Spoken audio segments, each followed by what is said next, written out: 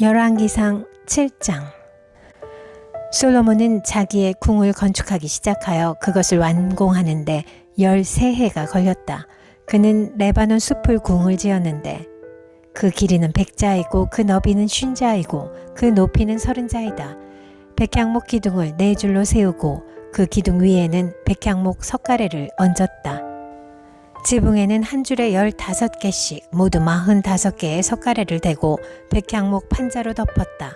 창틀은 3줄로 되어 있고 그 창문틀은 3단으로 되어서 서로 마주보고 있었다. 문과 문설주는 모두 네모난 모양이고 창문은 창문끼리 3줄로 마주보고 있었다. 그는 기둥들을 나란히 세워 주랑을 만들었다. 그것은 길이가 50자이고 너비가 30자인 벽이 없는 복도였다. 주랑 앞에는 현관이 있고 현관 앞에 또 기둥들이 있고 그 기둥들 위에는 차양이 걸려 있었다. 또 그는 옥좌실 곧 재판정을 짓고 그 마루를 모두 백향목으로 깔았다. 자기가 있을 왕궁은 재판정 뒤에 있는 다른 뜰에 지었는데 그 건축 양식은 다른 건물들의 건축 양식과 서로 비슷하였다. 또 솔로몬은 이것과 같은 궁전을 그가 결혼하여 아내로 맞아들인 바로의 딸에게도 지어주었다. 왕궁을 포함한 모든 건물은 치수를 재어서 깎은 귀한 돌, 앞뒤를 톱으로 자른 값진 돌들로 지었는데 기초에서부터 갓돌까지 또 바깥은 물론이고 건물 안에 큰 뜰까지 다 그러한 재료를 써서 지었다. 기초를 놓을 때에도 값진 큰 돌들을 놓았는데 어떤 돌은 10자나 되고 어떤 돌은 8자나 되었다. 기초를 다진 다음에는 그 위에다가 치수를 재어서 잘 다듬은 값진 돌과 백향목으로 벽을 올렸다. 왕궁 뜰의 담이나 주님의 성전 안뜰의 담이나 성전의 어귀 현관의 담은 모두 잘 다듬은 돌 3켜와 두꺼운 백향목 판자 1켜를 놓아서 쌓았다. 솔로몬 왕은 사람을 보내어서 두로에서 후람을 불러왔는데 그는 납달리 지파에 속한 과부의 아들이다. 그의 아버지는 두로 사람으로서 노쇠 대장장이이다. 그는 노쇠를 다루는 일에는 뛰어난 지혜와 기술과 전문 지식을 두루 갖춘 사람이었다. 그가 솔로몬 왕에게 불려와서 공사를 거의 도맡아 하였다. 그는 2개의 노쇠 기둥을 만들었다. 둘 다 18자 높이에 12자 둘레였다. 그는 또 그 2 기둥의 꼭대기에 얹어 놓을 2개의 기둥 머리를 노쇠를 녹여 부어서 만들었는데 그 기둥 머리는 둘 다 꼭 같이 높이가 5자이다. 기둥 꼭대기에 얹은 기둥머리를 장식하려고 바둑판 모양으로 얽은 그물과 사슬 모양의 고리를 각각 7개씩 만들었다. 이렇게 2 기둥을 만들고 나서 기둥 꼭대기에 얹은 기둥머리를 장식하였다. 노쇠로 석류를 만들고 그물에다가 석류를 2줄로 늘어뜨려서 기둥머리를 장식하였다. 기둥 꼭대기에 얹은 기둥머리는 그 높이가 넉자이다. 나리꽃 모양으로 만들었는데 사슬 장식 위에 둥그렇게 돌출된 부분에다가 얹었다. 기둥 머리에는 노쇠로 만든 석류 200개가 둥그렇게 열을 지어 있었다. 다른 기둥 머리도 마찬가지였다. 후람은 이렇게 해서 만든 2 기둥을 성전의 현관에다가 세웠다. 오른쪽 기둥을 세우고 그 이름을 야긴이라고 하였고 왼쪽 기둥을 세우고 그 이름을 보아스라고 하였다. 그 다음에 기둥들의 꼭대기에는 나리꽃 모양으로 만든 기둥머리를 얹었는데 이렇게 해서 후람은 기둥 세우는 일을 마쳤다. 그 다음에 후람은 노쇠를 부어서 바다 모양 물통을 만들었는데 그 바다 모양 물통은 지름이 10자, 높이가 5자, 둘레가 30자이고 둥근 모양을 한 물통이었다. 그 가장자리 아래로는 돌아가면서 노쇠로 만든 호리병 모양의 박이 있는데 이것들은 노쇠를 부어서 바다 모양 물통을 만들 때에 2줄로 부어서 만든 것이다. 또한 12마리의 노쇠 황소가 바다 모양 물통을 떠받치고 있는데 3마리는 북쪽을 바라보고 3마리는 서쪽을 바라보고 3마리는 남쪽을 바라보고 3마리는 동쪽을 바라보고 서 있었고 등으로 바다 모형을 떠받치고 있었다. 황소는 모두 엉덩이를 안쪽으로 향하고 있었다. 그 노쇠로 된 바다 모양 물통의 두께는 손 너비만 하였다. 그 테두리는 나리꽃 봉오리 모양으로 자네 테두리처럼 둥글게 만들었다. 그 용량은 물을 2000말 정도 담을 수 있는 것이었다. 그는 또 노스로 받침대를 10개 만들었는데 받침대마다 길이가 넉자, 너비가 넉자, 높이가 석자이다. 받침대의 구조는 다음과 같다. 받침대는 판자 테두리를 가지고 있고 그 테두리는 틀 사이에 끼어 있었다. 틀 사이에 낀 판자 테두리 위에다가는 사자와 소와 그룹을 그려 넣었다. 사자와 소의 위아래로는 화환 무늬를 새겨 넣었다. 그리고 각 받침대에는 4개의 놋새 바퀴와 놋새 축과 4개의 다리를 달았다. 그 4개의 다리는 놋새 대야 아래에서 어깨 모양의 받침 두리를 꿰고 있었다. 이 받침 두리들은 화환 무늬의 맞은 쪽에서 녹여 부어서 만든 것이었다. 그 아가리는 받침두리 안에서 위로 한자 높이로 솟아나와 있었는데 그 아가리는 지름이 한자 반으로 둥글게 받침두리와 같은 모양으로 되어 있고 그 아가리에는 돌아가면서 새긴 것이 있었다. 그러나 그 테두리 판자들은 네모지고 둥글지 않았다. 그 테두리 판자의 아래에는 4개의 바퀴를 달고 바퀴의 축은 받침대 안에다 넣었다. 바퀴 하나의 높이는 한자 반이었다. 그 바퀴의 구조는 말이 끄는 전차 바퀴의 구조와 같았다. 바퀴의 축과 테두리와 바퀴살과 그 축의 통은 모두 놋새를 녹여 부어서 만든 것이었다. 그리고 받침대의 4 귀퉁이에는 어깨 모양의 받침두리가 4개 붙어 있었는데 그 받침대에서 받침두리가 잇따라 나와 있었다. 받침대 꼭대기에는 반자 높이의 테두리가 둥글게 둘려 있고 또 받침대의 아래에는 바퀴축인 버팀대와 테두리 판자들이 연결되어 있었다. 바퀴축인 버팀대 판자와 테두리 판자 위의 빈 곳에는 그룹과 사자와 종려나무를 활짝 핀 꽃 모양과 함께 새겼다. 그는 이러한 방식으로 받침대 10개를 만들었는데 모두가 같은 치수와 같은 양식으로 일일이 부어서 만들었다. 또 그는 놋쇠로 대야 10개를 만들었다. 대야마다 물을 40말씩 담을 수 있었다. 대야들의 지름은 넉자이다. 받침대 10개에는 모두 대야 하나씩을 달았다. 받침대 5개는 성전의 오른쪽에, 5개는 성전의 왼쪽에 놓았고 바다 모양 물통은 성전 오른쪽에 동남쪽 모퉁이에 놓았다. 후람은 또 솥과 부삽과 피 뿌리는 대접을 만들었다. 이렇게 후람은 솔로몬 왕이 주님의 성전에다가 해놓으라고 시킨 모든 일을 마쳤다.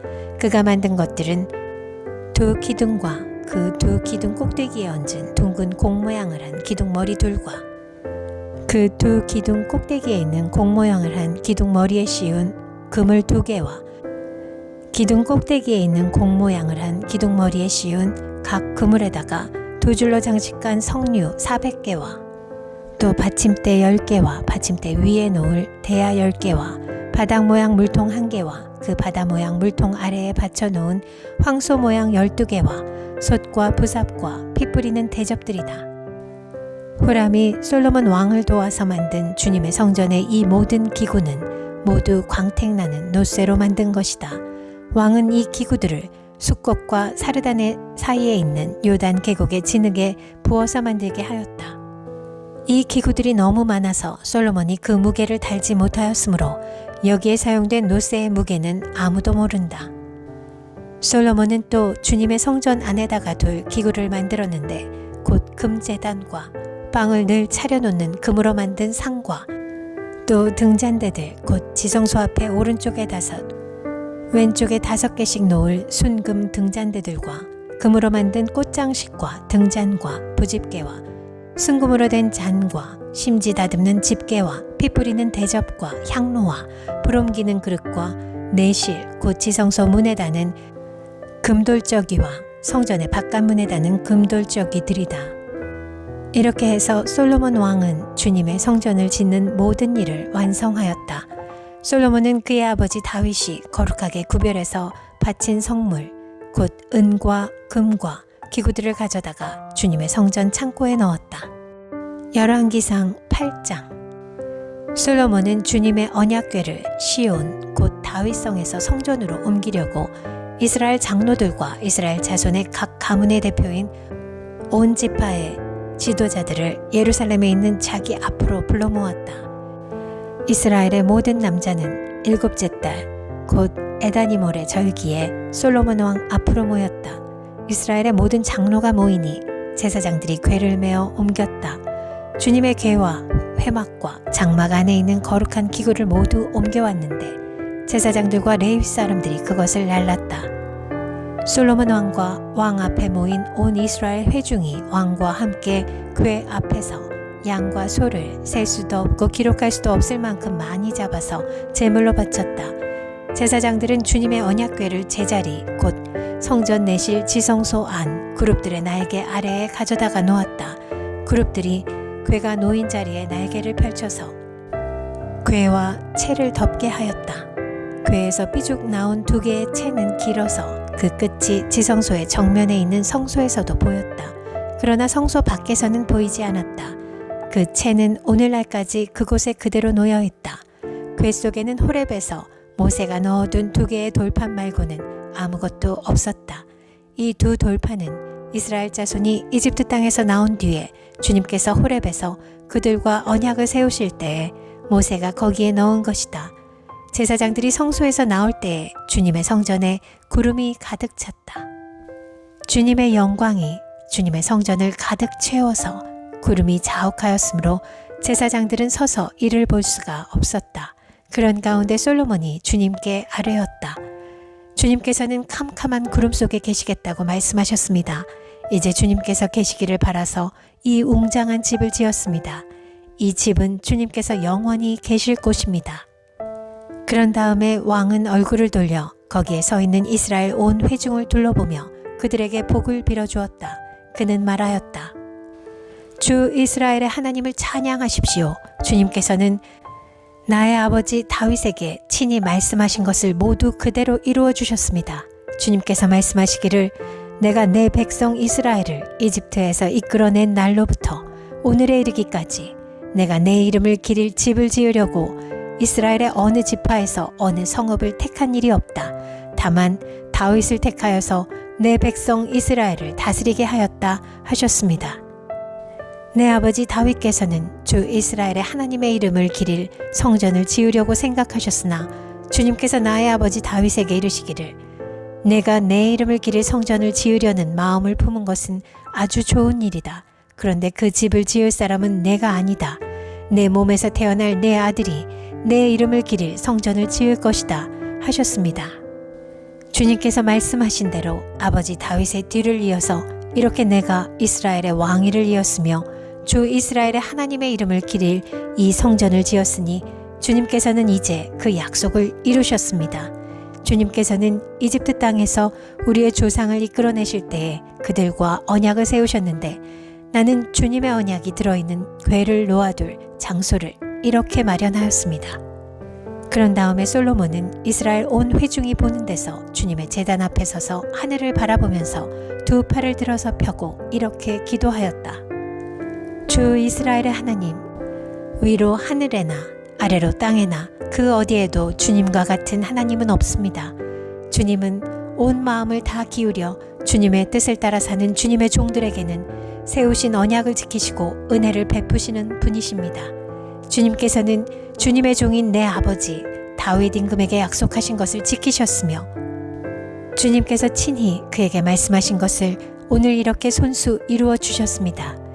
이제 주 이스라엘의 하나님, 주님께서 주님의 종인 내 아버지 다윗 임금에게 말씀하시기를 내 자손이 저마다 길을 삼가서 내가 내 앞에서 살아온 것 같이 그렇게 살면 내 자손 가운데서 이스라엘의 왕위에 앉을 사람이 내 앞에서 끊어지지 않게 하겠다 하고 약속하신 것을 지켜주시기를 바랍니다. 그러므로 이제 이스라엘의 하나님, 주님의 종인 제 아버지 다윗 임금에게 약속하신 말씀을 주님께서 이루어 주시기를 빕니다. 그러나 하나님께서 땅 위에 계시기를 우리가 어찌 바라겠습니까? 저 하늘 위의 하늘이라도 주님을 모시기에 부족할 터인데 제가 지은 이 성전이야 더 말하여 무엇하겠습니까? 그러나 주 나의 하나님, 주님의 종이 드리는 기도와 간구를 돌아보시며 오늘 주님의 종이 주님 앞에서 부르짖으면서 드리는 이 기도를 들어주십시오. 주님께서 밤낮으로 눈을 뜨시고 이 성전을 살펴주십시오. 이곳은 주님께서 내 이름이 거기에 있을 것이다 하고 말씀하신 곳입니다. 주님의 종이 이곳을 바라보면서 기도할 때 이 종의 기도를 들어주십시오. 그리고 주님의 종인 나와 주님의 백성 이스라엘이 이곳을 바라보며 기도할 때에 그 기도를 들어주십시오. 주님께서 계시는 곳 하늘에서 들으시고 들으시는 대로 용서해 주십시오. 사람이 이웃에게 죄를 짓고 맹세를 하게 되어 그가 이 성전 안에 있는 주님의 제단 앞에 나와서 맹세를 하거든 주님께서는 하늘에서 들으시고 주님의 종들을 심판하시되 악행을 저지른 사람은 죄가 있다고 판결하셔서 벌을 주시고 옳은 일을 한 사람은 죄가 없다고 판결하셔서 옳음을 밝혀주십시오. 주님의 백성 이스라엘이 주님께 죄를 지어 적에게 패하였다가도 그들이 뉘우치고 주님께로 돌아와서 주님의 이름을 인정하고 이 성전에서 주님께 빌며 간구하거든 주님께서 하늘에서 들으시고 주님의 백성 이스라엘의 죄를 용서해 주십시오. 그리고 그들의 조상에게 주신 땅으로 그들을 다시 돌아오게 해 주십시오. 또 그들이 주님께 죄를 지어서 그 벌로 주님께서 하늘을 닫고 비를 내려주시지 않을 때에라도 그들이 이곳을 바라보며 기도하고 주님의 이름을 인정하고 그 죄에서 돌이키거든 주님께서 하늘에서 들으시고 주님의 종들과 주님의 백성 이스라엘의 죄를 용서해 주시고 그들이 살아갈 올바른 길을 그들에게 가르쳐 주시며 주님의 백성에게 유산으로 주신 주님의 땅에 비를 다시 내려주십시오. 이 땅에서 기근이 들거나 역병이 돌거나 곡식이 시들거나 깐부기가 나거나 메뚜기 떼나 누리 떼가 곡식을 갉아먹거나 적들이 이 땅으로 쳐들어와서 성읍들 가운데 어느 하나를 에워싸거나 온갖 재앙이 내리거나 온갖 전염병이 번질 때에 주님의 백성 이스라엘 가운데 어느 한 사람이나 혹은 주님의 백성 전체가 재앙이 닥쳤다는 것을 마음에 깨닫고 이 성전을 바라보며 두 팔을 펴고 간절히 기도하거든 주님께서는 주님께서 계시는 곳 하늘에서 들으시고 판단하셔서 그들을 용서해 주십시오. 주님께서는 각 사람의 마음을 아시니 주님께서 각 사람에게 그 행위대로 갚아주십시오. 주님만이 모든 사람의 마음을 아십니다. 그렇게 하시면 그들은 주님께서 우리의 조상에게 주신 이 땅 위에서 사는 동안 주님을 경외할 것입니다. 그리고 또 주님의 백성 이스라엘에 속하지 아니한 이방인이라도 주님의 크신 이름을 듣고 먼 곳에서 이리로 오면 그들이야말로 주님의 큰 명성을 듣고 또 주님께서 강한 손과 편 팔로 하신 일을 전하여 듣고 이곳으로 와서 이 성전을 바라보면서 기도하거든 주님께서는 주님께서 계시는 곳 하늘에서 들으시고 그 이방인이 주님께 부르짖으며 간구하는 것을 그대로 다 들어주셔서 땅 위에 있는 모든 백성이 주님의 이름을 알게 하시고 주님의 백성 이스라엘처럼 주님을 경외하게 하시며 내가 지은 이 성전이 주님의 이름을 부르는 곳임을 알게 하여 주십시오. 주님의 백성이 적과 싸우려고 전선에 나갈 때에 주님께서 그들을 어느 곳으로 보내시든지 그곳에서 주님께서 선택하신 이 도성과 내가 주님의 이름을 기리려고 지은 성전을 바라보며 그들이 주님께 기도하거든 주님께서는 하늘에서 그들의 기도와 간구를 들으시고 그들의 사정을 살펴보아 주십시오. 죄를 짓지 아니하는 사람은 없습니다. 이 백성이 주님께 죄를 지어서 주님께서 진노하셔서 그들을 원수에게 넘겨주시게 될 때에 멀든지 가깝든지 백성이 원수의 땅으로 사로잡혀 가더라도 그들이 사로잡혀간 그 땅에서라도 마음을 돌이켜 회개하고 그들을 사로잡아간 사람의 땅에서 주님께 자복하여 이르기를 우리가 죄를 지었고 우리가 악행을 저질렀으며 우리가 반역하였습니다 하고 기도하거든 또 그들이 사로잡혀간 원수의 땅에서라도 마음을 다하고 정성을 다하여 주님께 회개하고 주님께서 그들의 조상에게 주신 땅과 주님께서 선택하신 이 도성과 내가 주님의 이름을 기리려고 지은 이 성전을 바라보면서 기도하거든 주님께서는 주님이 계시는 곳인 하늘에서 그들의 기도와 간구를 들으시고 그들의 사정을 살펴보아 주십시오. 주님께 죄를 지은 주님의 백성을 용서하여 주십시오. 주님을 거역하여 저지른 모든 반역죄까지도 용서하여 주십시오.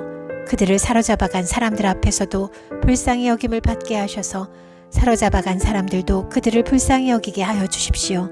그들은 주님께서 쇠 용광로와 같은 이집트로부터 이끌어내신 주님의 백성이며 주님의 소유입니다. 종의 간구와 주님의 백성 이스라엘의 간구를 살펴보시고 부르짖을 때마다 응답해 주십시오. 주 하나님, 주님께서 우리 조상을 이집트로부터 이끌어내실 때에 주님의 종 모세를 시켜서 말씀하신 것과 같이 주님께서는 그들을 주님의 소유가 되도록 세상의 모든 백성과 구별하셨습니다. 솔로몬이 무릎을 꿇고서 하늘을 바라보며 두 손을 펴고 이렇게 간절히 기도를 드린 다음 주님의 제단 앞에서 일어나서 이스라엘의 온 회중을 바라보며 큰 소리로 축복하여 주었다. 주님께서 말씀하신 대로 그의 백성 이스라엘에게 안식을 주셨으며 그의 종 모세를 시켜서 하신 선한 말씀을 한마디도 빠뜨리지 아니하시고 다 이루어 주셨으니 주님은 찬양을 받으실 분이십니다. 주 우리의 하나님께서 우리의 조상과 함께 계시던 것과 같이 우리와도 함께 계시기를 바랍니다. 주님께서 우리를 버리지도 마시고 포기하지도 마시기를 바랍니다. 우리의 마음을 주님께 기울이게 하셔서 주님께서 지시하신 그 길을 걷게 하시며 주님께서 우리 조상에게 내리신 계명과 법도와 율례를 지키게 하여 주시기를 바랍니다. 오늘 주님 앞에 드린 이 간구와 기도를 주 우리의 하나님께서 낮이나 밤이나 늘 기억해 주시기를 바랍니다. 하나님께서 주의 종과 주님의 백성 이스라엘에게 날마다 그 형편에 맞게 자비를 베풀어 주시기를 바랍니다. 그렇게 해서 세상의 모든 백성이 주님만이 하나님이시고 다른 신은 없다는 것을 알게 되기를 바랍니다.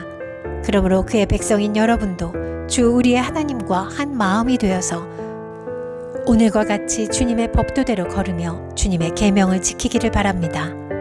이렇게 한 다음에 왕 및 왕과 함께 있는 모든 이스라엘 사람이 주님 앞에 제사를 드렸다. 솔로몬은 화목제를 드렸는데 그가 주님의 제사에 드린 것은 소가 22,000마리이고 양이 12만 마리였다. 이와 같이 해서 왕과 이스라엘의 모든 백성이 주님의 성전을 봉헌하였다. 그리고 바로 그날 왕은 주님 앞에 있는 놋제단이 번제물과 곡식제물과 화목제물의 기름기를 담기에는 너무 작았으므로 주님의 성전 앞들 한가운데를 거룩하게 구별하고 거기에서 번제물과 곡식 예물과 화목제의 기름기를 드렸다. 그때 솔로몬이 이렇게 절기를 지켰는데 하맛 어귀에서부터 이집트 접경을 흐르는 강에 이르는 넓은 지역에 사는 큰 회중인 온 이스라엘이 그와 함께 주 우리의 하나님 앞에서 이레 동안을 2번씩 10나흘 동안 절기를 지켰다. 둘째 이레가 끝나고 여드레째 되는 날에 그가 백성을 돌려보내니 그들은 왕에게 복을 빌고 주님께서 그의 종 다윗과 그 백성 이스라엘에게 베푸신 온갖 은혜 때문에 진심으로 기뻐하며 흐뭇한 마음으로 각자 자기의 집으로 돌아갔다.